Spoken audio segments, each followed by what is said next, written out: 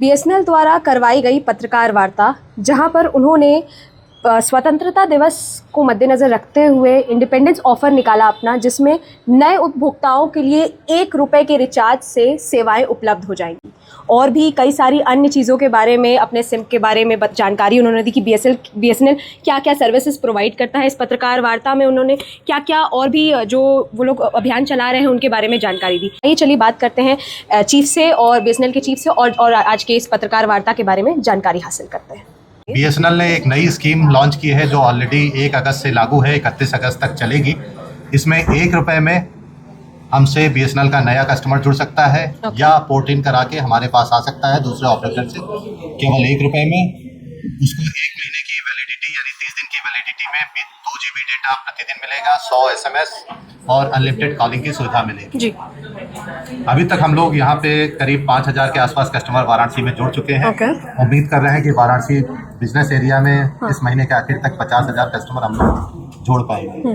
तो बीएसएनएल जो है एम्प्लॉयमेंट जनरेशन की दिशा में भी काम कर रहा है। तो बीएसएनएल के साथ जुड़ के जो हम लोग की सेवाएं हैं वो आम उपभोक्ता तक पहुँचाना और पहुँचाते हुए वो अपनी आय का साधन इसको बना सकते हैं जी सर। टिप के रूप में भारत फाइबर जो हमारी फाइबर आधारित इंटरनेट सेवाएं हैं उनको घर घर में लगाना तथा उनकी जो मेंटेनेंस है वो काम करना है।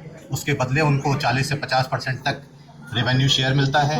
साथ ही में ग्रामीण क्षेत्र में भारत नेट उद्यमी के रूप में हमसे जुड़ के जो ग्राम पंचायत है उसमें अपनी सेवाएं देना आरंभ कर सकते हैं, चाहे वो ग्रामीण क्षेत्र के हो या कहीं के भी हो। तो उस पर उनको काफ़ी अच्छा इंसेंटिव है और ऑलरेडी जो सब्सिडी हमें मिल रही है उसका काफ़ी बड़ा हिस्सा उपभोक्ता और कस्टमर दोनों को पास किया जा रहा है। साथ ही में सिम बेच के भी उनको कमीशन का प्रावधान है जी। सर ये भी बताइए कि और भी क्या क्या सर्विसेज है और क्या डेवलपमेंट चल रहा है बीएसएनएल के सिम के द्वारा। बीएसएनएल की 4G सेवा तो एकदम स्वदेशी सेवा है। वो हम लोग ऑलरेडी आरंभ कर चुके हैं, 1 साल हो चुकी है। इसको हम लोग फर्दर स्ट्रेंथन कर रहे हैं। जहाँ पे भी नेटवर्क में कमियां मिल रही हैं उसको ठीक करा रहे हैं। साथ ही में हम लोगों ने नए टावर ऐड करने का और बची हुई जगहों को 4G करने का प्लान बना रखा है, जिसे इस साल के आखिर तक यानी दिसंबर तक हम लोग कर देंगे। अच्छा। ग्रामीण क्षेत्रों में जहाँ तक अभी हम लोग नहीं पहुँचे थे, ग्रामीण क्षेत्रों में अगर हम देखें तो करीब 700 से अधिक ग्राम पंचायतों में हम लोग अपनी सेवाएं दे रहे हैं जी। तो इसको जो बढ़ाकर हमें फर्दर और जो 600 या 700 ग्राम पंचायतें बच रही हैं वहां तक पहुंचाने की योजना है।